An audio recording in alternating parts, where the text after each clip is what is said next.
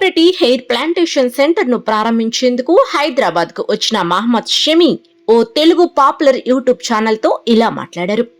హైదరాబాద్ తో తనకు మంచి అనుబంధం ఉందని చెప్పిన షమీ ఇక్కడికి ఎప్పుడు వచ్చినా బిర్యానీ తినకుండా వెళ్ళనని చెప్పాడు. ఇక హైదరాబాద్ శిల్పా హిల్స్ లోని యూజెనిక్స్ హెయిర్ ట్రాన్స్ప్లాంట్ సెంటర్ ను ప్రారంభించిన షమీ తాను ఈ సంస్థలోనూ హెయిర్ ప్లాంటేషన్ చేయించుకున్నానని చెప్పాడు. గతంలో మాదిరిగా తనకు ఒత్తుగా జుట్టు వచ్చిందని కూడా చూపించాడు. ఈ సందర్భంగా తన బయోపిక్ కు సంబంధించి కూడా ఆసక్తికర వ్యాఖ్యలు చేశాడు. హైదరాబాద్ నగరంతో మంచి అనుబంధం ఉంది. ఇక్కడికి ఎప్పుడు వచ్చినా బిర్యానీ తినకుండా వెళ్ళనని, బిర్యానీ అంత టేస్టీగా ఉంటుంది. నా బయోపిక్ గురించి ఇప్పుడు ఎలాంటి ఆలోచనలు లేవు.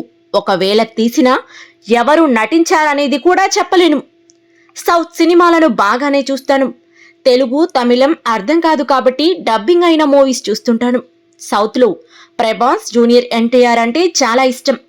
క్రికెట్ ఆడే సమయంలో సినిమాల గురించి సరదాగా మాట్లాడుకుంటాం. సౌత్ హీరోల గురించి చర్చించుకుంటాం.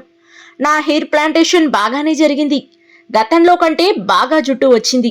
పూర్తి డాక్టర్ల పర్యవేక్షణతో జరిగిందని చెప్పారు. అందుకే ఈ సంస్థకు నేను బ్రాండ్ అంబాసిడర్ గా వ్యవహరిస్తున్నానని చెప్పారు.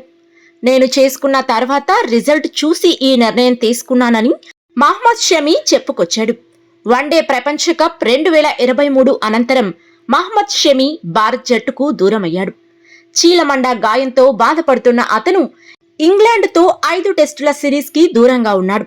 IPL 2024 సీజన్లోని మైదానంలోకి అడుగుపెట్టనున్నాడు.